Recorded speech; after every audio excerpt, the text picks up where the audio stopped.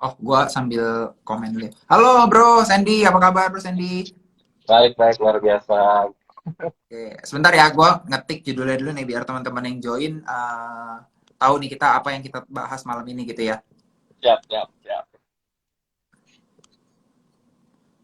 Investor versus trader lebih cuma mana?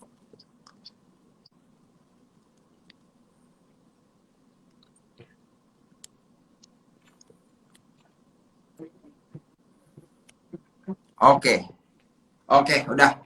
Oke, Bro. Apa kabar hari ini? Luar Baik, biasa kok. Baik banget. baik ya. Teman-teman, suara gue sama Sandy aman ya? Kedengeran semuanya ya? Ada yang ini nggak nih? Ada yang bisa kasih respon nggak nih? Aman nggak suaranya? Sebelum kita bahas lebih lanjut nih topik-topiknya ini, malam ini topiknya seru sih. Oh, buat teman-teman yang belum tahu, jadi Sandy ini juga merupakan independent fund manager ya. Jadi portfolio management atau kalian mau tanya-tanya, kok gimana sih ngatur portofolio? Nah, lu bisa tanyain langsung aja nih gitu. Oke ya? Oke, Sen. Sebelumnya boleh nggak intro dulu nih ke teman-teman nih. Jadi lu tuh kan salah satu ini ya mentor ya di Billionaire Class. Lu tuh biasanya kasih insight itu based on apa sih? Terus udah gitu ya apa namanya? Lu sendiri di luar Billionaire Class tuh lu tuh ngapain aja sih kesibukannya gitu? Oke. Ya, halo teman-teman semua. Kenalin dulu nama gue Sandi, Sandi Putra. Nah, saat ini gue bekerja di salah satu sekuritas, equity trader. Nah, juga sebagai equity sales juga di sana. Nah, lalu kalau di luar itu, selain jadi mentor juga di Billionaire Class, juga ada di portfolio, independent portfolio manager untuk tapi ini untuk private sih, untuk private untuk kalangan tertutup dan dana keluarga pribadi. Oke, Itu so udah biasa ya bro ya kelola-kelola dana untuk ya spesial ya, spesial people lah ya gitu ya. Cuman ya, kalangan tapi tertentu aja. aman dia cara bertetap. Nanti boleh bro di sharing ya sedikit-sedikit di spill gimana sih cara lu ngatur portofolio gitu boleh ya dikit-dikit lah ya. Boleh dong. Oke. Oke. Terus biasanya nih kalau lu dalam lu sehari-hari dalam kelola portofolio lu sendiri, portofolio orang-orang itu yang lu ini ya klien lah ya kita sebutnya ya klien lu itu lu biasa pakai analisa apa sih kalau ininya pembeliannya analisanya gitu. Pengambilan keputusannya. Pengambilan keputusannya pakai analisa apa sih gitu. Oke, kalau gua biasanya sekarang ini lebih banyak makainya fundamental base. Jadi fundamental analisis kita lihat dari gua biasa lihatnya dari top di bottom dan kadang-kadang bottom to top juga analisisnya. Nah, dari situ gue cari dari makronya kira-kira sektor apa yang punya potensi dan story-story apa setelah ini misal dari satu titik satu kejadian nanti nextnya apa lalu akan ada efek multiplier kemana situ lalu gue cari dari situ gue cari sektor dan emitennya yang paling potensi untuk punya chance untuk lebih growth dan lebih diuntungkan dari situ biasanya lebih ke fundamental sih nggak Oh. kalau teknikal tuh nggak terlalu pakai dulu soal pakai teknikal tapi kayaknya nggak cocok sama saya. Oh, oke oke oke. So, kalau gue simpulin tadi kan fundamental, tapi lebih ke makro dulu ya, makro analisis. Terus udah gitu kira-kira industri apa yang diuntungin. Terus udah gitu baru ya pilih kira-kira emiten apa nih yang masuk ke coverage lu gitu ya, yang masuk ke Betul, radar gitu betul. kan ya. Ya berarti kurang lebih ini top down analisis lah ya gitu ya. Iya, betul. Ya, jadi ya teman-teman buat nambah insight nih. Jadi Sandy ini biasa kasih dari based on fundamental. Jadi kalau teman-teman yang join Billionaire Class terus ngikutin Sandy juga, dia tuh kasih based on fundamental. Which is kalau fundamental biasa berapa lama bro? 1 tahun, 6 bulan, 3 bulan atau berapa biasanya target lo? Kalau misalnya target, kalau misalnya itu biasanya selama ini sih 3 sampai 6 bulan sudah mulai perform ya, sudah mulai perform, udah ada, udah ada apa namanya peningkatan. Tapi kalau terlama itu ya kurang lebih 8 sampai hampir setahun lah. Tapi biasanya sih dalam 1 tahun itu kan selalu ada siklus. Nah biasanya memang gua analisa makro nggak jauh-jauh karena kan untuk pengennya tuh kita efektif ya, dana nggak mengendap terlalu lama. Nah dan juga di sini gua pakai allocation portfolio manajemen untuk alokasi setiap sektor. Jadi kalau sektor A jalannya nanti misalnya di 3 bulan lagi, sektor B di 6 bulan lagi, jadi nanti silih berganti. Gitu sih, Pak. Oke, oke. Nah, ini ngomongin tadi kan ngomongin kayak oh kira-kira sektor ini dulu nih. Itu kan berarti kan ada lebih dari satu sektor ya yang lu pegang ya. Gitu. Iya. Boleh nggak lu kira-kira kalau lu spill dikit boleh nggak? Lu tuh biasa pegang berapa sektor sih di dalam portofolio lu? Terus udah gitu kalau lu pegang misalnya dua sektor gitu, apakah masing-masing sektor satu atau lu pecah lagi nih? Misalnya dua sektor, masing-masing sektor ada dua emiten gitu. Biasanya gimana, Bro, kalau itu? Oke. Kalau misalnya gua sektor itu bisa bisa sampai 4, kisaran 4 sampai 6. Tapi kalau misalnya secara emiten di portofolio, sekarang ini udah mulai memperkecil. Kalau dulu tuh saya pegang bisa sampai 20. Jadi kayak tahun Hmm. 2020 kemarin sampai 20 emiten. Cuma setelah melihat kita kan review juga hasilnya. Meskipun memang banyak banyak return yang besar, tapi karena terlalu banyak emitennya, ya meskipun generate growth-nya bagus, ya porsi porsi pengaruh ke total aset terlalu kecil. Sehingga di tahun ini gue mencoba Hmm. untuk minimalisasi, sehingga meskipun sektornya misalnya ada 4 atau ada 5, tapi gue batasi Hmm. juga maksimal di porto 10 gitu.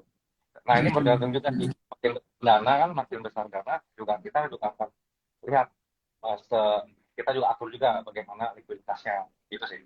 Nah, nah dari setiap sektor itu biasanya gue cari maksimal dua sih, maksimal dua emiten. Jadi misalnya satu Hmm. satu kayak leadersnya, yang satu lagi adalah kayak contohnya misalnya yang kayak small cap-nya atau second liner-nya yang punya potensi untuk jadi alpha-nya. Alpha itu maksudnya yang bisa beating the index-nya gitu, yang punya chance kuat untuk naiknya. Nah, biasa gitu sih, Oke. tapi kadang-kadang kalau gue punya analisa nih, gue punya analisa untuk emiten ini sangat bagus banget. Nah, biasanya gue coba pegang satu aja di situ. Satu sektor satu emiten. Oh, oke. Itu apa artinya kalau kalau tadi nih lu mention bisa sampai 10, biasanya pegang 10 atau lu bisa di bawah itu, Bro. Misalnya bisa pegang 5 doang atau lu biasanya ya deket-deket kalau nggak 8, 9, 10 itu biasanya gimana sih yang efektif menurut lu gitu? Jadi maksudnya 10 itu adalah maksimalnya, batas maksimal kalau gue mau pegang. Jadi kalau kayak Hmm. batas maksimal 10 itu artinya kalau bisa per emiten 10% kan alokasinya dari 100% dana. Nah, tapi kalau misalnya dikurang dari 10, ya itu bisa. Jadi tapi gue nggak pernah di bawah 3. Karena kan kita butuh diversifikasi ya. Kalau kita satu Hmm. sektor udah, kalau nggak punya siapin sektor berikutnya, nanti takutnya ketinggalan. Jadi supaya apa? Supaya Oh, betul. satu. Iya, ketika satu sudah perform, nah kita udah punya tabungan berikutnya yang akan perform berikutnya. Nah, yang sudah di take profit, kita cari lagi what's next-nya. Jadi dana akan terus naik, terus naik, terus naik, terus naik gitu. Seiring dengan perubahan. Karena kan kita lihat juga kemarin, kita waktu awal tahun 2021 ini kita lihat ya ada perubahan. Yang pertama kan awal tahun ada sektor konstruksi sama vaksin kan. Lalu mulai ke Hmm. tahun ada sektor healthcare sama lab-laban. Oh iya, Lalu iya. udah gitu Betul, mulai betul. masuk ke bank kecil dan bank digital sama sektor teknologi. Lalu sekarang mulai Hmm. masuk ke komoditas. Jadi kita lihat bahwa oh setiap sektor ada siklusnya nih. Nah dari situ juga gue siapin what's next supaya dana kita terus bertumbuh dan compounding. Oke, oke, oke. Setuju nih. Jadi buat teman-teman, ini ada sedikit tips nih dari Sandy nih. Jadi jangan terlalu diversified. Maksudnya jangan terlalu banyak karena nantinya nggak bakal berasa ya. Mau naik double pun kalau cuman portonya let's say 1% dari portofolio itu kan nggak berasa. Jangan terlalu sedikit karena ya kita harus bagi-bagi resiko ya. Dan di diversifikasi itu juga lu harus perhatiin sektornya itu ya harus mix and match lah. Jangan semuanya ya let's say kita pegang 5 tapi semuanya dari sektor yang sama gitu. Kita harus persiapkan kira-kira mana nih sektor yang akan jalan, kira-kira kapan. Karena ya kalau gue inget-inget bener sih kayak contohnya sekarang dah ya nggak usah jauh-jauh kayak sekarang. Kalau kita lihat komoditi kemarin jalan baru kayaknya cepet banget ya, nggak nyampe 2 minggu kan ya. Terus Nggak udah gitu nyampe, udah ganti finance. Nggak nyampe kan ya, nggak nyampe 2 minggu ya, nggak nggak nyampe. nyampe 2 minggu terus ganti lagi finance-nya naik. Kalau kita cuma pegang komoditi wah ada sih dapat gain. Abis itu kita bingung, wah finance udah naik semua nih.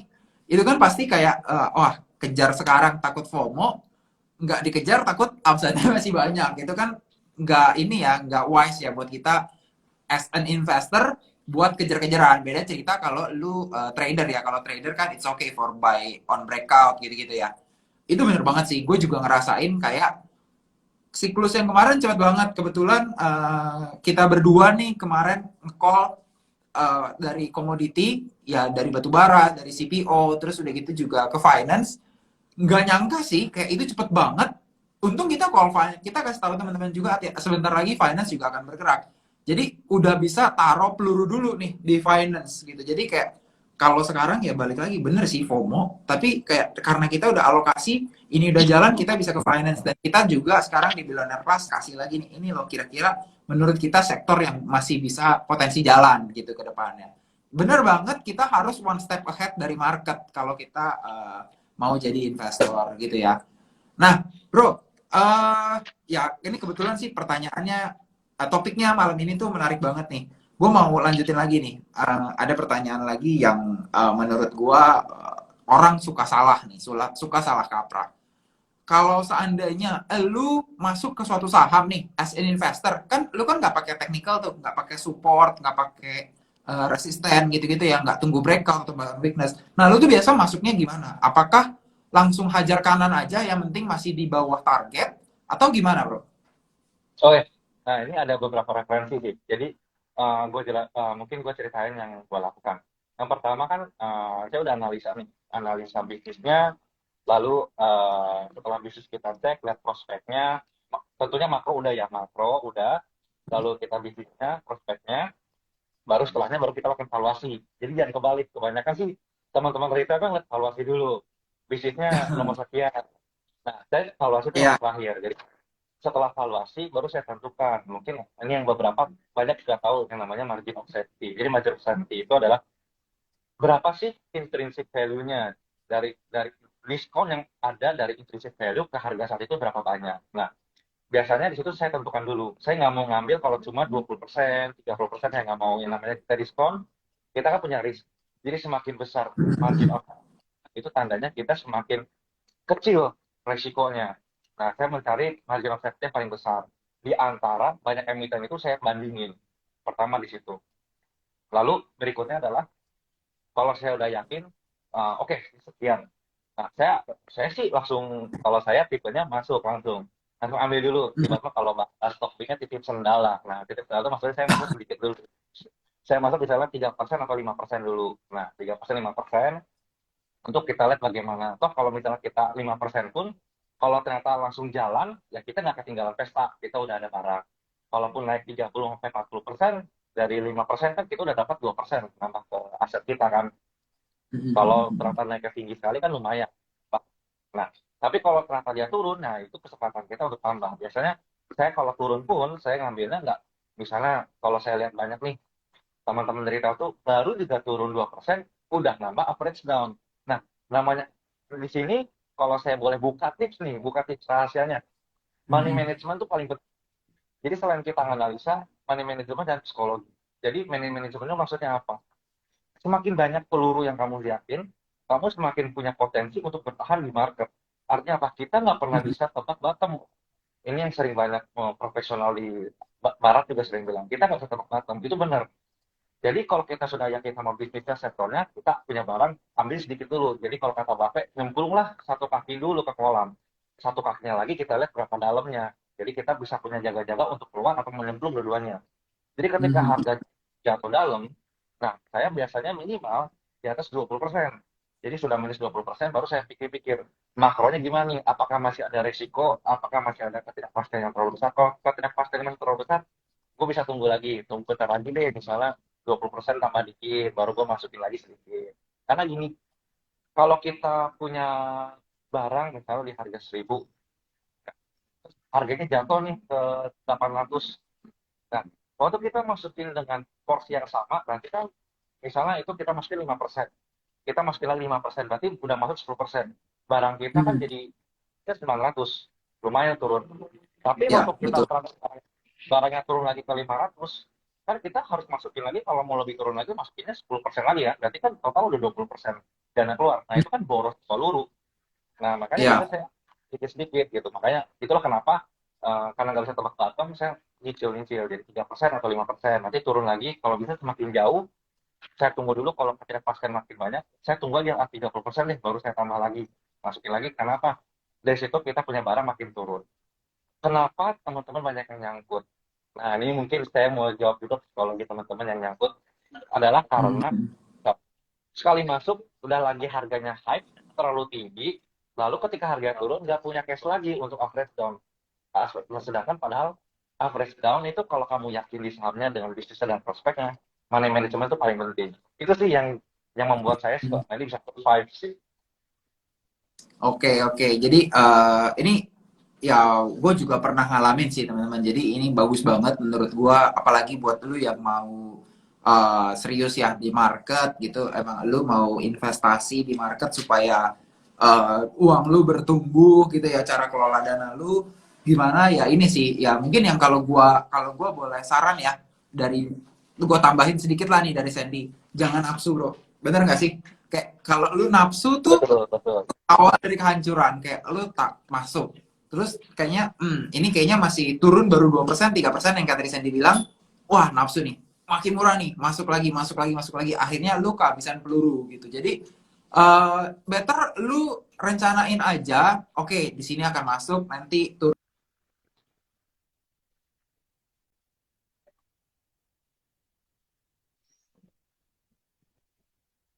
Itu biasanya ini ya beda-beda ya bro ya tiap fund ya tiap orang lah ya gitu ya beda-beda tapi yang penting lu punya rencana untuk masuk gitu jadi peluru lu nggak habis duluan walaupun view lu masih bullish gitu nggak lucu kalau seandainya lu masih bullish nih tapi dikasih diskon dari market lu nggak bisa masuk gitu bener ya bro ya nah Betul. pertanyaannya itu kalau seandainya marketnya masih turun kalau tiba-tiba lu baru masuk sedikit terus marketnya naik apa yang lu lakukan bro biasanya. Oke, nah ini mungkin uh, juga buat tips teman-teman. Kalau kalau ternyata kita udah hitung nih, sudah hitung margin of safety-nya tinggi, lalu kita baru masuk sedikit. Nah, ini juga kemarin sempat kejadian di salah satu saham yang pernah kita call, yang sempat major. Nah, itu saya lihat, oh ini kayak potensinya tinggi sekali nih. Nah, biasanya saya patokannya adalah average. Jadi saya sudah hitung misalnya, most margin of safety-nya sekian. Kalau saya tambah sampai kan, kita kan kalau mungkin harga sih ngejarnya lebih cepat ya. Harga maksudnya harga naiknya lebih cepat. Mungkin kita misalnya mantoknya harga, perhitungan kita valuasinya di 2.000. Terus dia Hmm, harganya 800. Lalu naik 1.000 itu cepat. Tapi kalau kita betul. udah punya barang di 800, terus karena naik 1.000 kita nggak punya mindset tuh nggak mau beli. Padahal salah. Kenapa? Kan kita punyanya average. Waktu kita beli barang di 1.000, nggak semua tiba-tiba barang kita jadi 1.000 jumlah semuanya kan. Tapi average barang kita mungkin baru di 900. Sekitar 900 terus kalau ternyata barangnya masih 1.000, terus dia turun dulu mungkin 980. Ya, saya akan tambah lagi. Kenapa? Karena misalnya kalau saya jaga sampai 950 aja average saya ke 2.000 atau nggak usah ke 2.000 deh 1.800 aja, Hmm. uh, profit yang akan realize nanti itu masih besar. Nah, jadi saya Hmm. lihatnya patokannya adalah average. Jadi saya nggak akan mau, tapi kalau average saya melebihi dari itu saya berhenti nggak mau. Jadi gitu sih. Hmm. Iya, iya, iya, iya, betul, betul. Nah, ini juga, ya ini kadang jadi hal yang lucu ya, ketika orang turun, dia belum punya barang nih, turun, dia nafsu, dia tambahin terus, sampai nanti pelurunya udah habis, dia takut kalau masih turun, tapi ada juga orang yang baru beli dikit, terus dia langsung naik, ketakutan. Jadi memang di market itu, memang ya hampir 70% dipengaruhi fear sama greed ya. Emang kayak banyak orang yang jadi takut, jadi maruk, terus kayak bingung nih, gue harus apa nih? Nah tadi udah dibocorin sama Sandy, gimana caranya supaya lu ngatasin fear and greed ini gitu. Anyway, Sandy juga suka ini ya. Lu kemarin juga baru nih, gue baru baca juga di Billionaire Class, strategi ini tuh juga dibongkar bahkan ya gue sih bacanya cukup panjang ya. Jadi kayak ini buat pengalaman teman-teman juga nih. Jadi Sandy suka sharing juga di Billionaire Class, so ilmunya banyak banget juga. Berapa lama Sen di market Sen? Kalau saya di market total ya, dari dulu juga saya Hmm. trader juga kan. Dari 2010 sih, 2010 saya mengawalinya dari trading di forex dulu. Lalu Oh, mulai masuk ke saham itu di 2016 baca-baca, 2017 mulai masuk nyemplung di sahamnya. Tapi itu juga waktu nyemplung di 2017 itu banyak kesalahan-kesalahan pemula lah yang dilakukan karena saya belajar sendiri tanpa mentor. Akhirnya belajar dari pengalaman. iya, emang sih kalau ya apa lebih enak ya kalau kita tuh belajar sama-sama gitu ya, ada mentor ya. Jadi ketika kita salah, ada yang ngasih tahu, kenapa sih gue salah? Kita bisa nanya, terus juga, oh karena lu begini gini gini gini nih, coba jangan diulangin. Jadi kita learning curve-nya lebih cepat gitu ya. Bener banget Betul. sih ini banget karena gue pun bisa sampai di sini pun banyak orang-orang yang bantu gue, banyak orang-orang yang tuh jadi sharing gue gitu ya, salah satunya Bro Sandy, terus juga ada William, ada Ken. Jadi gue bisa ini nih bisa kayak apa ya namanya ya, evaluasi. Gue bisa evaluasi, oke, gue salah di sini kali ini, gue perbaiki di nextnya gimana gitu. Itu bener banget sih, gue setuju banget. Terus bro, kalau tadi lu ada bilang nih tentang lu pernah jadi trader forex, berarti kan lu pakai technical analysis ya, berarti ya. Gimana sih ceritanya lu bisa berakhir dengan fundamental analysis gitu? Lebih nyamankah atau apa faktornya? Karena biasanya yang gue tahu kalau dari trader forex ke saham ya ujungnya pakai technical analysis lagi gitu. Oke. Jadi di mulai ceritanya adalah waktu dulu saat masih 2011 itu saya masih kuliah, gua masih kuliah, Bro. Kuliah kan punya Hmm. banyak waktu. Waktu itu masih lagi bikin skripsi. Jadi waktu itu cuma ya ke kuliah ke kampus cuma buat bimbingan doang. Jadi waktu banyak kan. Kalau trading gitu ya punya waktu untuk mantau gitu loh. Nah, tapi semenjak setelah masuk kerja, nah gua sempat kerja di bank. Nah, kalau kerja di bank kan sudah beda tuh. Waktu itu gua jadi marketing lagi. Nah, kadang-kadang kita kerjanya sampai lembur, nggak bisa mantau market juga. Jadi kadang, oke, gua nyempetin nih lagi visit ke nasabah di jalan gua trading. Tak taunya target belum sampai, maksudnya target trading TP-nya belum sampai, terus sudah sampai kita di nasabah ya kan mau nggak mau kita pasti tutup tutup HP terus kita ngobrol lah. Waktu Oke. beres ngobrol, ya kita fokusnya ke klien, kita beres, waktu gua lihat itu tiba-tiba udah balik arah. Jadi karena nggak dipantau, oh ternyata harusnya gue udah keluar di sini. Nah, akhirnya gue bilang, oh Oh, oke, gini. Terus ini apa nggak cocok sama gaya gaya maksudnya dengan time gue ya, maksudnya karena gue pekerja, gue harus ada yang gue prioritasin, sedangkan ini kadang chance bisa datang kapan aja. Nah, gue susah. Akhirnya gue memutuskan, kayaknya gue cari sesuatu yang bisa gue bisa tinggal dengan apa? Gue bisa tinggalkan dengan santai, dengan tenang, dan gue bisa ngurusin apa yang gue kerjain. Nah, akhirnya gue belajar lah um, buku-buku Warren Buffett dan itu gue kenal investasi dan bagaimana ternyata ternyata ditinggal seperti itu, ditinggal dengan investasi secaranya santai, itu juga Warren Buffett bisa jadi orang terkaya kan. Nah ini gue putuskan ya udahlah gue belajar investasi gitu sih. Nah ya. awalnya sih ya nggak terbiasa ya, gue juga coba gitu di saham gue pakai teknikalnya, tapi ternyata kan teknikal berbeda dengan forex. Jadi dulu tuh kalau forex ya kan ada leverage, saya naik sedikit tapi leverage-nya banyak, ya itu udah mengaruh berapa berapa persen ke porto. Tapi kalau saham ini kan baru tahu ada ARA, batas ARA 20%, dan kita juga belum tentu bisa dapat 20%. Dan kagetnya gua kalau di forex kita pairnya itu aja gitu kan. Kalau di saham ternyata banyak banget, wah kaget banget tuh awalnya. Nah, akhirnya dari situ gue ngerti, oh gimana cara untuk cari tahu. Dan ternyata kalau kita udah nemuin yang benar itu, untuk bisa maksimalin profit lebih enak dan kita risikonya lebih lebih sedikit kalau udah menggunakan. Di situ baru baru ngerasain, misalnya waktu itu sempat ngerasain pertama kali profit dari fundamental lebih nyaman ke guanya. Jadi ya gue terusin aja. Gitu sih, Bro. Oke, oke, oke, oke. Ya, ini make sense banget sih. Mungkin gua ini sekalian ngejawab nih untuk pertanyaan hari ini kan topiknya kan investor versus trader. Lebih cuan mana? Ya sebenarnya cuannya potensialnya sama ya. Mungkin kalau gua boleh kasih analogi gitu ya perbandingannya sama trader sama si investor. Dua-duanya bisa untung gede. Kalau si investor itu kita kayak jual Mercy gitu ya. Mungkin kita jual belinya jarang, tapi sekali laku marginnya gede kan gitu ya. Untungnya tuh gede gitu. Tapi kalau trader kayak jualan Avanza nih, mungkin barangnya keluar masuknya cepet gitu. Untungnya tipis-tipis. Tapi tuh ya tiap hari ada aja untungnya gitu kan. Dan itu Ya. harus disesuaikan lagi sama kita. Kalau let's say kalian itu nggak punya banyak waktu kayak tadi Sandy cerita kan, dia kan harus ketemu nasabah waktu di bank gitu ya.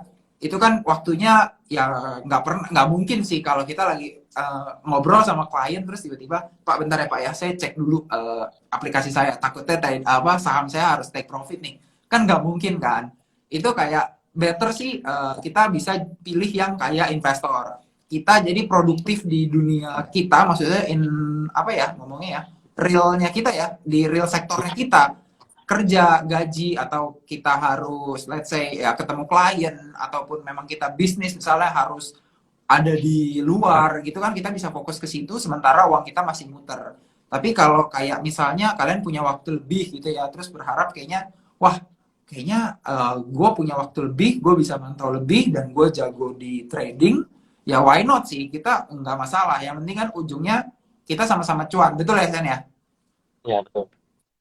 Oke, ya itu jadi bahan pertimbangan nih buat teman-teman karena yang gue tahu nih Sen, teman-teman di sini tuh yang taunya cuman oh kalau saham tuh harus dilatin terus. Ya ini jadi bisa insight baru nih caranya Sandy nih yang ya ini sebenarnya kita sharingin juga sih di Billionaire Plus. Gimana sih apa yang harus lu perhatiin kalau lu nggak mau liatin layar lu terus gitu. Lu bisa tenang kayak ngerjain kerjaan kantor lu, ketemu klien ataupun ngejalanin bisnis lu gitu dan ya tentunya masih ada profit gitu ya. Oke bro, Kalau ini kalau menarik banget nih. sorry, gimana? Uh, uh, ini menarik banget nih. Jadi gue mau nanya nih nextnya. Kalau lu selama tadi kan udah coba tuh technical, terus lu udah cerita, wah nggak bisa nih apa namanya harus ketemu klien. Terus udah gitu cobain fundamental. Pernah nggak sih lu ngalamin jatuh juga di fundamental? Gagal gitu Oh, investasinya. pernah, Boleh pernah, ceritain pernah. bro? Jadi, eh sahamnya sebut juga nggak? Nggak enak. Sahamnya ya disclaimer lah ya nggak apa-apa lah ya kita sebut tapi eh, ya ini cuma buat bahan pembelajaran aja ya teman-teman ya ini bukan rekomendasi jual atau beli ya untuk saham yang sekarang ya gitu ya. Ini buat pengalaman aja dari pengalaman belajar gue investasi ya. Jadi, dulu gue baca buku Intelligent Investor. Hmm. Itu kita belajar. Tentunya teman-teman juga tahu apa kita pakai. Gue pakai PPP lah pada dasarnya. Bahwa PPP lalu equity ratio. Nah, waktu itu gue lakukan screening, ya screening yang suka ada di sekuritas sama ada di Stockbit juga ada toolsnya kan, dan saya cuma lihat sebenarnya itu. Lalu ketemulah saham. Waktu itu sahamnya baru beli Karo dari Oh, investasinya. Itu udah tahu lah. eh, Nah, ternyata harganya turun terus dari waktu itu kepala 2.000 turun terus ke 1.000 dan waktu waktu gua lagi searching itu saham harganya lagi bertengger di 400-an. Nah, waktu gua lihat, gua tiba-tiba ingat di buku itu dan ingat quotes-nya si Warren Buffett. Belilah ketika semua orang lagi takut kan. Nah, oke. dan gua salah. Gua beli, ah, jadi gua beli cuma gua makan mentah-mentah tuh quotes gua beli. Gua cuma ngeliat oh debt equity rendah, oh PER-nya rendah, oh PBV-nya juga rendah. Nah, waktu gua beli, gua nggak baca-baca lagi, gua nggak lihat-lihat lagi. Padahal setiap story itu ada alasannya kan. Harga turun itu ada alasannya. Mhm. Eh, harga jatuh murah itu bukan berarti dia nggak bisa lebih murah lagi gitu. Bisa juga Betul, jatuh betul. lebih murah. Dan gua melupakan satu hal yang penting. Kok bisa waktu itu PER-nya murah? Ternyata ada yang namanya skenario laporan keuangannya di atik. Jadi Hmm. kelihatannya bagus, makanya PER-nya murah, PBIV-nya murah. Ternyata ya kita tahu waktu itu gue beli di 440-an, sempat rebound ke 600, enggak. Tiba-tiba, wih, beginner's lah kan sebenarnya. Wih, gue bisa nih, ternyata gue udah mempraktekkan apa yang Warren Buffett bilang. 40% itu besar juga gitu waktu itu. Nah, Hmm. tapi eh, salahnya adalah itu hanya rebound gitu. Dan seterusnya kita tahu, dan itu turun ke 300, gue ingat banget. Turun ke 300, lalu turun ke 200, ke 200 keluar surat doang naik ke 300 turun lagi akhirnya ke 168 dan suspend sampai kemarin di dibuka 2020 jadi sahamnya Oh udah iya. tahu lah itu banget. Nah, itu gua masuk 60% equity waktu itu gua masih duit pribadi lagi nyoba-nyoba dan ya, gua belajar banget itu kok kenapa kok bisa turun. Ternyata ternyata ada hal-hal yang kayak karena ternyata dia ada melakukan apa jual beli anak usaha, transaksi afiliasi, tapi ternyata uangnya nggak ditransfer di utang. Nah itu kan berarti sebenarnya udah ada tanda-tanda dia likuiditasnya krisis ya. kenapa bisa nggak di itu kenapa dia dari perusahaan consumer goods terus pindah ke energi secara tiba-tiba. Nah itu kan nggak jelas. Nah makanya dari situ gue baru ngerti, oh DCG itu apa good corporate governance. Terus gue belajar lagi dari situ, gue belajar banyak tuh. Jadi tahun 2018 itu kan dia disuspend. Nah dari situ gue langsung perdalam lagi fundamental. Jadi ternyata kita nggak bisa sekedar memanfaatkan membaca dan melihat cuma per PBV dan debt equity ratio. Banyak sekali hal yang perlu dilihat. Dari itu baru gue belajar, oh gue bedah laporan keuangan. Akhirnya gue lihat, oh betapa pentingnya adanya pertumbuhan. Kita juga lihat bagaimana pentingnya grup yang ada di belakangnya, manajemennya siapa. Nah dari situ gue mulai pelan-pelan mempraktekkan, belajar dari satu-satu, dan akhirnya gue bikin bikin bikin catatan pribadi. Oh gue Mhm. kesalahannya di catatan. Lalu di setiap catatan itu akhirnya gue bikin sebuah screener. Jadi sebuah screener Oke. pribadi dalam bentuk Excel gitu. Oh, jadi Mhm. contohnya, oh misalnya nih, oh dia dia nggak pernah terlibat dalam politik, gua berarti checklist, good. Nah, oh dia pernah terlibat ada gagal bayar utang, berarti not good. Nah, gua kasih tanda sehingga akhirnya untuk grup-grup sekian gua tahu oh GCG seperti ini, dan itu akan membuat scoring gua lebih mudah ke depannya karena kan kita nggak pernah tahu ya. Jadi sehingga nanti kalau gua suatu saat gua lagi analisa terus tiba-tiba nih saham lagi spike, gua nggak kejebak juga. Padahal itu, oh ini gua dulu pernah analisa nih, ada sekian-sekian yang manajemennya kurang oke, atau nggak ada yang lainnya gua nggak lihat. Nah akhirnya gua bikin scoring pribadi tersebut. Nah itu cost-nya cukup lumayan, tapi karena ya waktu itu masih masih baru mulai ya, gua tetap setiap bulan gue dari gaji gue pasti terus. Nah itu cukup menyelamatkan. Jadi situ yang gue nangkep, oh pertama analisa, dan kedua adalah money management. Ketika lu salah dan lu masih punya uang lagi untuk bisa cari peluang di tempat lain, lu bisa tutupin kesalahan lu ini. Sehingga waktu itu di tahun 2019 tuh sebenarnya kerugian dari nyangkut ini sebenarnya gue udah balik modal dari keuntungan dari tempat yang lain. Itu sih, makanya dari situ gue belajar, oh cukup penting, cukup penting uh, menganalisis semua. Dan kenapa gue bisa jatuh, karena gue nggak punya mentor. Ternyata waktu itu kita pernah berdua ketemu sama Pak LKH ya, lalu ngobrol Pak LKH, Iya, oh iya. kok dulu bisa nggak beli saham ini. Ternyata dia udah melihat hal itu gitu di tahun 2014 ada terjadi transaksi afiliasi dan dia udah curiga. Nah di situ kalau kalau seandainya dulu punya mentor dan tanya, Pak ini kayaknya bagus deh, nanti kan dia bisa, jangan sang dulu, lihat dulu baik-baik. Nah itu kan jadi mentor yang akan memberikan kita, oh ada yang nggak gue lihat nih, gue blind spot kita akan dibantu sama mentor kita gitu. Iya, betul betul betul. Dia waktu itu gue inget banget tuh. Lalu sempet nanya, tapi ya itu udah lewat ya. Waktu itu masih suspend ya kalau nggak salah ya sahamnya ya. Suspend masih. Iya, terus Sandy ini nanya ke Pak LKH, Pak, kok bisa Bapak nggak masuk gitu? Pak LKH jawabnya gini, harusnya saya juga masuk tuh waktu itu. Cuman saya hoki aja. Pas itu saya lagi scroll, saya lihat, wah ada transaksi afiliasi nih. Sering lagi nih. Ah, saya nggak jadi masuk. Sandy langsung bilang, aduh, coba waktu itu udah punya mentor gitu ya. Jadi kayak udah kenal orang yang lebih pengalaman lebih dulu gitu. Jadi bisa kasih tahu blind spot yang mungkin kita nggak lihat gitu. Itu benar banget sih. Dan itu ya pengalamannya kejadian juga di kita berdua gitu. Terus bro, tadi gue ada note beberapa hal yang emang menarik banget nih. Mungkin gue reshare ya buat teman-teman ya di sini ya. Mungkin kalau teman-teman, jadi tuh gue banyak denger yang bukan banyak sih. Kalau kita inget-inget ya gitu ya kan waktu itu banyak saham-saham yang blue chips nih katanya, tapi turun terus. Terus apalagi ya waktu itu zamannya kayak semua yang orang bilang tech stock itu orang bilangnya nggak ada fundamental tapi naik terus. Banyak kan yang salah kaprah kayak gitu kan. Mungkin yang gue mau clarify dikit, fundamental tuh lebih dari sekedar PER, PBV, DER, dan rasio-rasio lainnya gitu. Jadi di balik semua angka-angka itu, lu harus bisa tafsirin. Sebenarnya PER-nya ini segini, dia hargain bisa tinggi segini atau rendah segini, itu karena apa? Terus kalau seandainya misalnya debt to equity ratio-nya itu tinggi lah ya kita bilang ya. Oke, ini tinggi, tapi lo harus lihat juga kenapa nih bisa tinggi.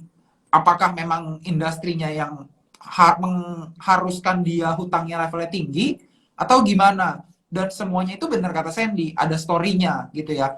Jadi kita nggak bisa bilang, wah ini PI-nya murah nih, kita beli pasti naik. Market ya nggak kayak kita diskonan ya, kayak udah nih ini udah paling murah, udah nggak bisa turun lagi. Sepanjang harga saham masih di atas 50, itu masih bisa turun. Bahkan beberapa saham itu bisa turun di bawah 50 buat papan akselerasi kan. Jadi ya lu harus pinter-pinter sih.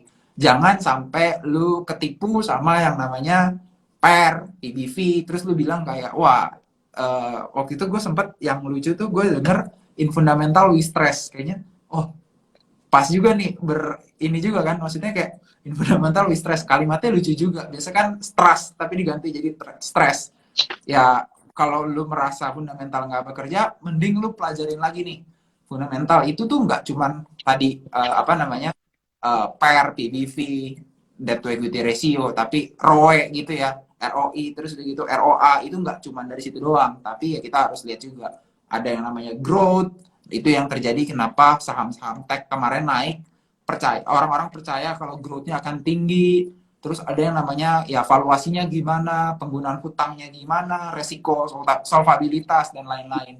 Dan tadi yang Sandy bilang tuh ya bener banget, dia tuh apa kita tuh harus lihat dari setiap kejadian yang ada di market, turunnya harga saham ataupun PI-nya makin lama makin kecil, itu pasti ada story-nya. Dan lebih enak sih kalau menurut gue ya, karena gue sendiri juga suka nanya nih, bro, gue ada analisa saham ini, menurut lo gimana? Kita tuh sering tuker view lah gitu, dan itu juga suka kita lakukan di Billionaire Class. Gue inget banget, gue nanya, gue bukannya gue nanya, jadi ada satu member Billionaire Class itu nanya ke gue, bro, dia nanya, kok lu pernah lihat nggak saham JRPT?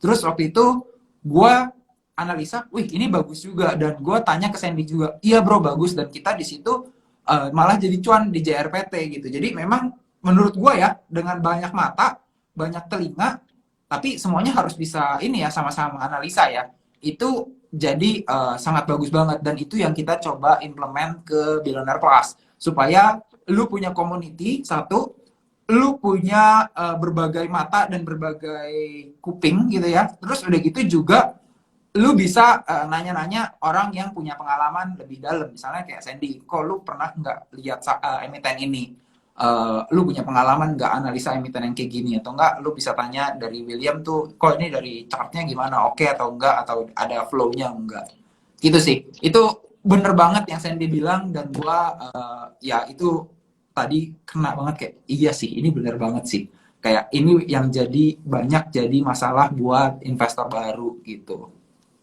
Thank you bro, insight-nya tadi. Oke, selanjutnya bro ya, gue mau nanya nih bro, lu kan ada kelola tadi ya, lu bilang ya kelola dana orang-orang yang tertentu lah, orang-orang tertentu. Awalnya gimana sih, kok lu bisa berani kelola dana orang, kan resikonya gede kan? Awalnya gimana sih bro itu, kalau boleh sharing? Sebenarnya awalnya cuma karena gue punya, dulu gue di sana dulu, gue punya ketertarikan di bidang investment ini, sambil sambil bekerja. Nah, jadi gue suka sharing-sharing apa yang gue dapat dari gue yang gue baca. Nah, jadi waktu itu gue analisa-analisa, terus gue sharing sama temen deket gue. Lu coba Hmm. beli ini deh. Dan waktu itu saham itu yang kita kita beli itu waktu itu adalah saham rokok yang terpelajar sekarang. Ya, tau lah Hmm. ya. Nah, Ya, buat ya, ya. sempat turun terus tuh harganya sampai ke paling rendah tuh 150 sekian. Nah, kita beli di harga 200. Nah, itu cuma mengandalkan PRPBP. Ya, waktu beli itu ya sekedar kayaknya bagus deh rokok, kayak semua orang rokok cuma gitu doang. Simpel analisanya. Lalu satu hari pagi-pagi beres mandi, iseng-iseng buka, ternyata lagi momentumnya naik ke hampir 400, Hmm. 300, Oh, 390-an. Nah, waktu itu langsung gua call temen gua, lu jual, gua jualan nih. Nah, dari situ, wih gila lu, apa ngasih untung gede gitu, 70%, 80%. Nah, itu kan jadi kayak, wih, apa, gue langsung semangat lagi. Oh, kayaknya analisa gue betul. Jadi kayak, gue cari lagi saham yang begitu, cari lagi saham begitu. Nah, awalnya dari sana. Lalu gue sama teman-teman dekat gue ini, akhirnya kita sama-sama belajar. Nah, akhirnya waktu sering-sering belajar, yang namanya manusia ya, hmm. kita, gue punya kerjaan, teman gue juga punya usaha. Nah, kita kecepatan belajar orang bisa beda. Karena Betul, gue betul. sangat antusias di sini, gue lebih sering, gue satu buku lebih cepat habisnya. Sedangkan teman gue baru baca sampai berapa halaman. Akhirnya ada perbedaan yang gimana, oh gue udah ngerti ini nggak bisa begini aja yang menganalisa, ada sedangkan dia belum sampai situ. Akhirnya mulai, oh Hmm. kayaknya lu baca dulu bukunya deh. Nah, baru terjadi perbedaan, uh, cara memaparkan pendapat. Nah, Oke. dari situ akhirnya gue belajar sendiri aja, gue belajar sendiri lalu gue, nih lu beli stok ini cobain. Nah, tapi puji Tuhannya kebetulan sekali juga setelah yang kejadian yang saham yang suspend itu, nah ini adalah saham berikutnya bikin gue balik modal lalu ada beli lagi saham saham tertentu dan naik lagi 30% lalu. Nah, dari situ tuh tapi gue belajar lagi kenapa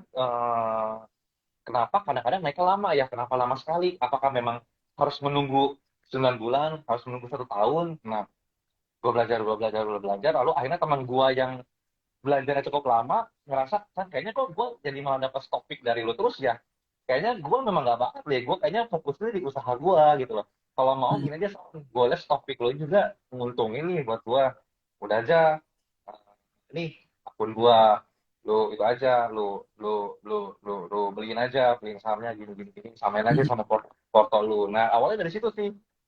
Nah, ya udah akhirnya dari situ eh, dia juga ngeliat, oh ya cuan, untung dan lain-lain.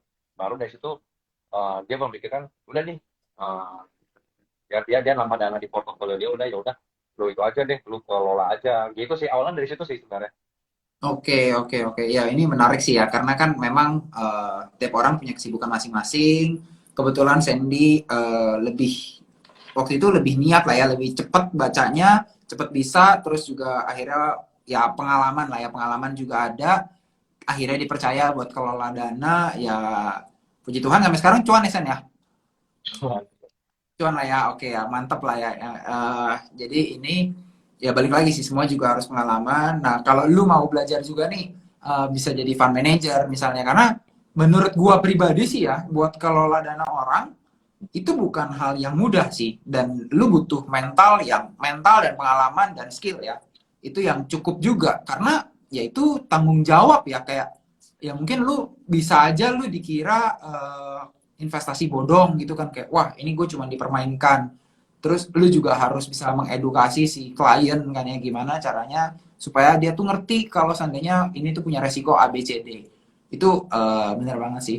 Nah, sepengalaman lu Sen, pernah nggak lu waktu kelola dana nih, tadi kan lu udah cerita nih lu pernah gagal itu waktu di saham yang itulah snack itu, pernah nggak waktu kelola dana terus tuh lu ya bukannya bangkrut sih, kayak sahamnya jatuh misalnya, jatuhnya lumayan signifikan, terus investor lu tuh gimana sih itunya, marah kah atau gimana, lu tenang terus lu bersikapnya gimana, nenanginnya gimana?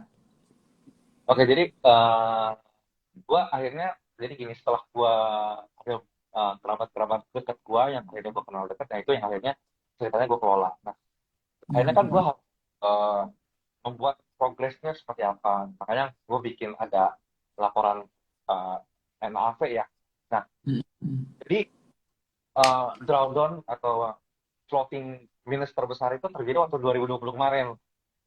Oh, Nah, yang crash covid ya berarti ya. oh betul, itu sampai minus 40%. Kaget, semua kaget. Gue pribadi juga kaget. Lalu dari situ Hmm. juga apa? Kita juga cukup shock, dan lalu akhirnya ada beberapa yang gue cut loss dulu tuh. Ada beberapa yang gue cut loss karena panik, karena ini adalah buat gue crash pertama, karena kan gue baru masuk 2016 2017 tuh di saham, gue belum Hmm. ngerasain banyak crash 2016 atau 2016 gue masih di forex waktu itu, lalu di 2008 juga gue belum ngerasain, 2013 juga gue belum ngerasain, gue cuma tahu beritanya, dan waktu itu saat itu kalau di saham gue cuma reksadana.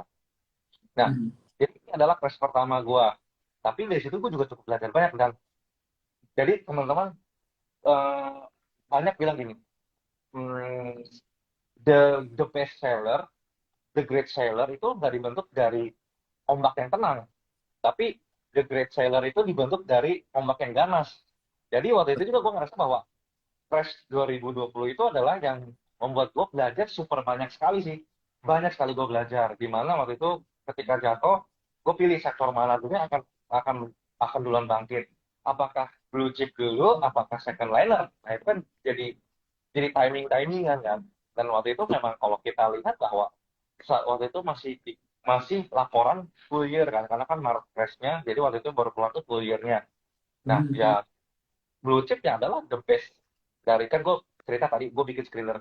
Nah, blue chip punya punya scoring yang cukup bagus gitu. Nah, akhirnya gue waktu itu manfaatin, gue pindahin semua ke blue chip banking. Dan akhirnya memang ribun kan. Rebound berapa hari Ya. doang, lupa tuh. Sehingga akhirnya gue bisa nyamain dengan market.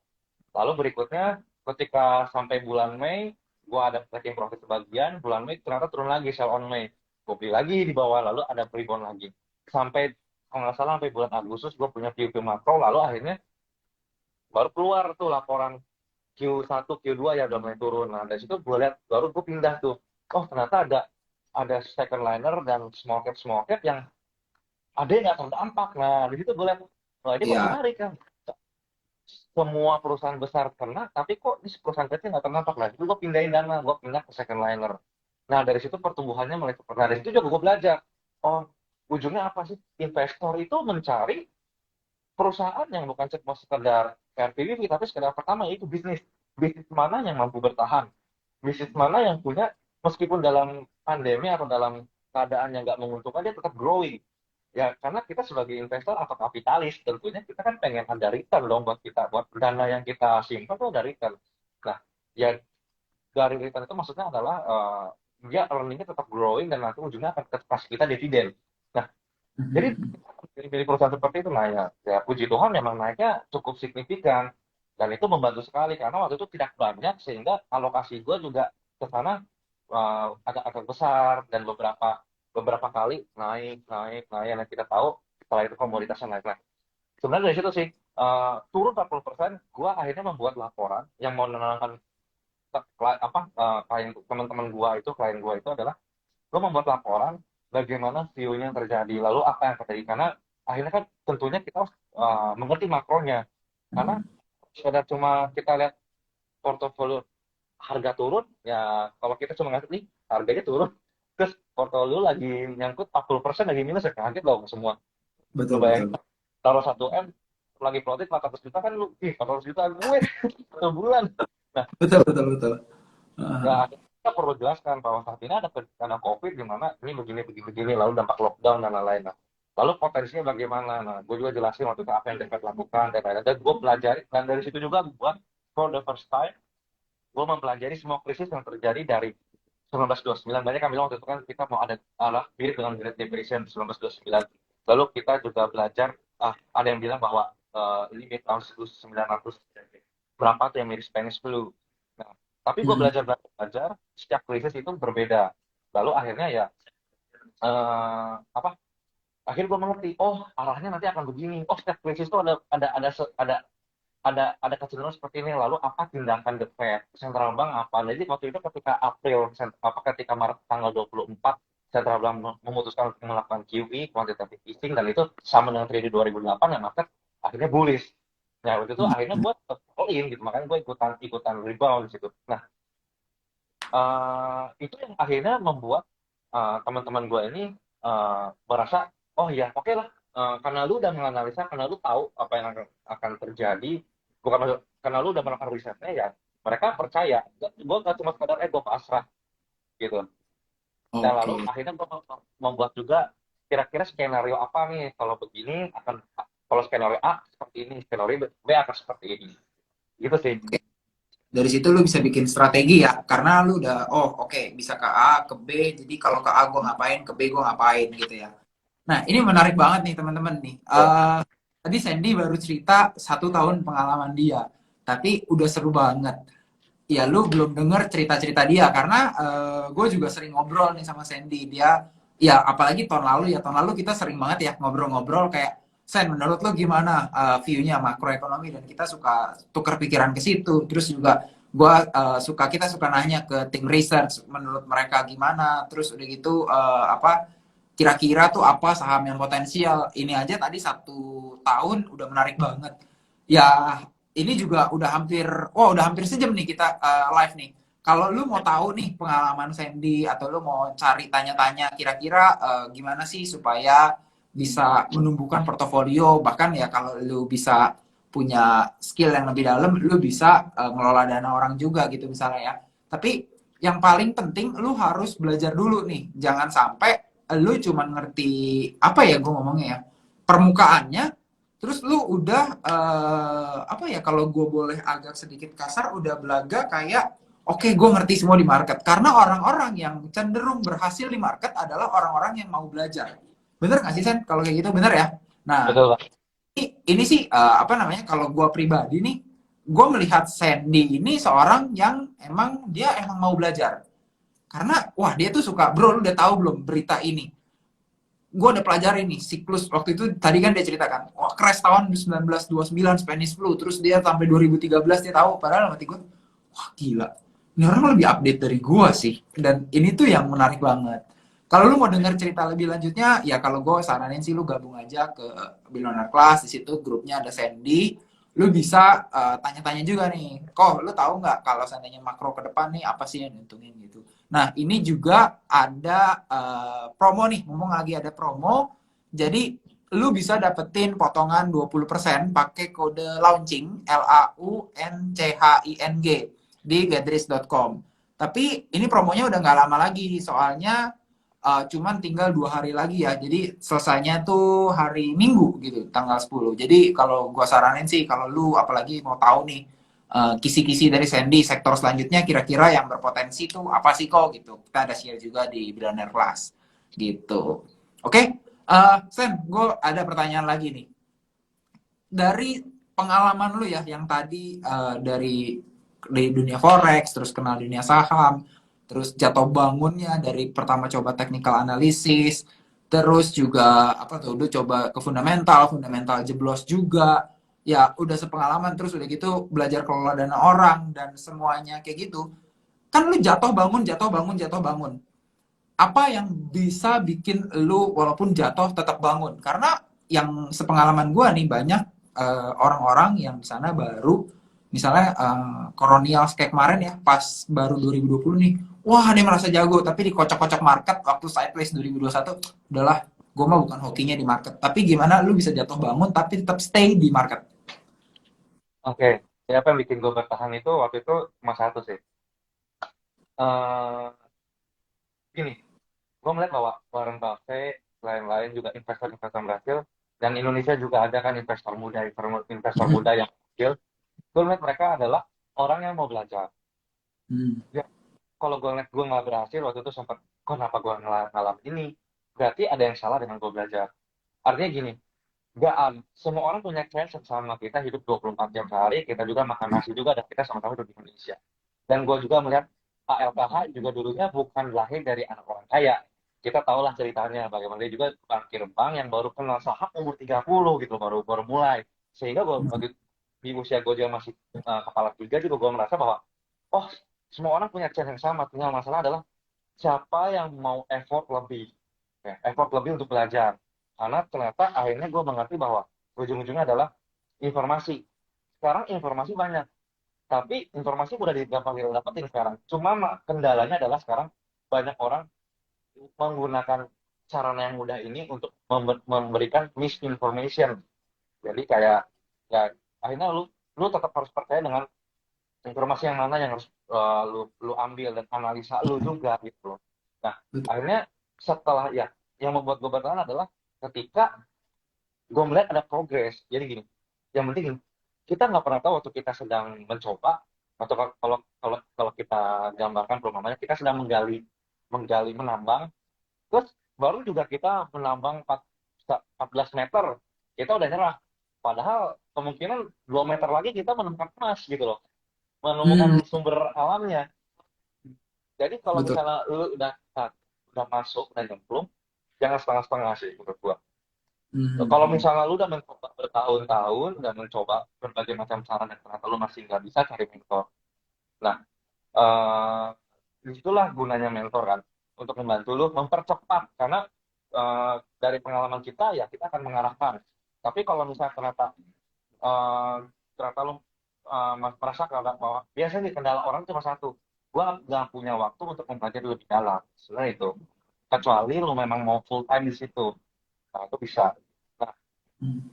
kalau lu nggak punya waktu lebih mendalam lah, lu butuh mentor supaya mengarahkan lu lebih efisien menggunakan waktu lu. Tapi satu, kalau sudah kagak masuk, gua punya punya punya prinsip adalah kalau gua udah belajar, gua nggak mau menyerah karena orang lain bisa, kenapa gua enggak? Gua gitu sih. Betul, betul sih. Itu yang memang bener banget. Lu butuh mentor. Even kalau menurut gue ya, karena gue pun di research Sukor, di analis Sukor itu, gue tetap butuh mentor sih. gue butuh orang yang lebih punya pengalaman daripada gue pribadi. Kayak kalau di research itu kan ada kayak senior research, terus ada ekonomis, gue bisa belajar, kalau kayak gini efeknya apa. Terus gue punya teman-teman kayak Sandy yang mungkin punya view-nya tuh boleh gue bilang unik ya. Kadang tuh ada hal-hal yang memang kita para analis nggak lihat, tapi Sandy ini bisa lihat nih gitu. Dan ya gue sedikit spill aja ya, kebanyakan kalau analis itu kan banyak cover saham-saham yang liquid gitu ya. Dalam arti kata likuiditasnya besar, transaksinya besar. Jadi apa ya? Boleh dibilang size-nya itu market cap-nya itu besar. Tapi Sandy tuh punya keunikan dia bisa ketemu saham-saham yang jarang dilirik sama orang gitu ya. Even sama analis, sama fund manager itu jarang dilirik. Tapi ada potensial bagger gitu. Kayak tahun ini gue nggak tahu lu udah dapat berapa bagger bro. Tahun ini baru 2 bro. Baru dua, baru guys.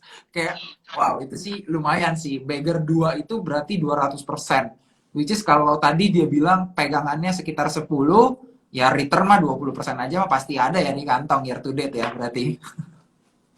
Ya itu Tapi keunikan yang gue bilang sih, ya itu keunikan dari tiap orang, tiap investor.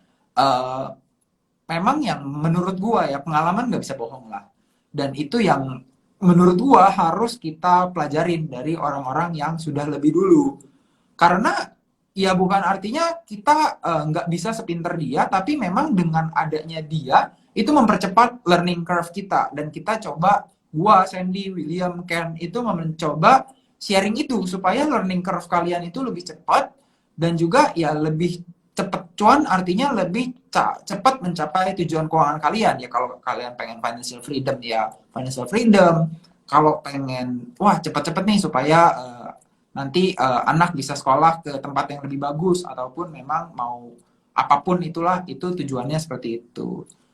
Bro, thank you banget bro, gua enjoy banget nih discuss ini sama lu, tapi sayang banget nih waktunya udah sejam.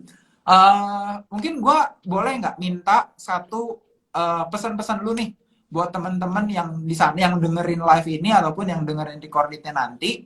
Kira-kira apa pesan lu buat mereka, terutama yang mau nyemplung ke pasar modal, baru mau nyemplung, ataupun mungkin lagi down gitu ya, mungkin karena wah kayaknya gue dikerjain mulu nih sama market. Lu ada pesan-pesan apa bro? mungkin kalau untuk pesan gini aja deh. Jangan lupa waktu sebelum memulai teman-teman modalnya ada 4M kalau gua. Kalau 4M itu maksudnya apa? Satu kan lo harus punya mindset dulu. Lo mau mau di sini bukan tempat cepat untuk kaya ya. Jadi kayak kemarin mungkin banyak yang kalau gue cerita bunuh diri adalah all in pakai margin di saham yang baru IPO tech kemarin, ternyata kan jatuh dulu tuh. Dikasih arahan 2 hari langsung jatuh berkali-kali. Nah, gitu. Saja jangan cepat. Ini bukan jalan cepat untuk kaya, tapi jalan untuk menumbuhkan wealth lu. Nah, lalu berikutnya adalah lo punya namanya metode. Metode itu pilih apakah lo tetap sebagai trader atau investor. Ya kan? Nah, metodenya kan ada teknikal sama fundamental. Lalu ketiga money management yang tadi gue bilang bahwa money management itu adalah salah satu cara yang bikin lo survive di money market. Which is jangan nafsu, artinya psikologi juga menyambung, jangan nafsu langsung all in. Yang terakhir adalah mentor. Karena lu punya namanya blind spot, lu nggak bisa, lu mungkin lupa, lu punya catatan bla bla bla bla, tapi kadang yang namanya nafsu nggak bisa ditahan. Mentor adalah pihak ketiga yang akan bantu lu untuk mengontrol, sehingga diingetin, dan kadang-kadang mentor yang lebih galak sih daripada orang tua lu sendiri sih. Jadi tapi itu akan membuat lu untuk bisa, oh kalau gua lakuin ini nanti mentor gua bikin itu gua, lalu jadi keinget kan, karena kan kita belajar dari cambukan lah ibaratnya gitu. Jadi itu sih modalnya 4M. Gue inget banget nih. Jadi mungkin kalau investor tuh banyak yang investor baru ya, banyak beli, tapi dia nggak tahu sebenarnya dia beli kenapa gitu. Dan waktu itu ada gue lupa sih antara William atau Sandy itu nanya belinya kenapa, nggak tahu. Terus dia bilang kayak wah lain kali lu harus beli dulu, dan ya menurut gue itu bisa jadi sebenarnya tamparan halus ya, tamparan sayang kali ya, supaya ya lu tuh kalau beli harus tahu dulu alasannya, jangan lu nggak tahu beli, itu namanya lu nyumbang duit ke market gitu kan. Itu bener banget sih. Mentor terus komunitas itu adalah hal yang kadang-kadang tuh bisa kasih kita apa ya ngomongnya, kayak kasih kita bantuin kita, tapi juga ngingetin kita kalau seandainya itu, lu jangan ke sana lagi, di situ ada jurang, lu jangan ke sana nanti lu jatuh. Ya walaupun apa namanya caranya mungkin, oh gitu ya, oke deh sorry gitu, tapi itu jadi bikin lu keinget lagi. Itu gue inget sih, itu yang apa namanya, kita berusaha didik juga supaya bukan lu cuman cuan doang, tapi lu bisa terus-terus ulangin metode ini.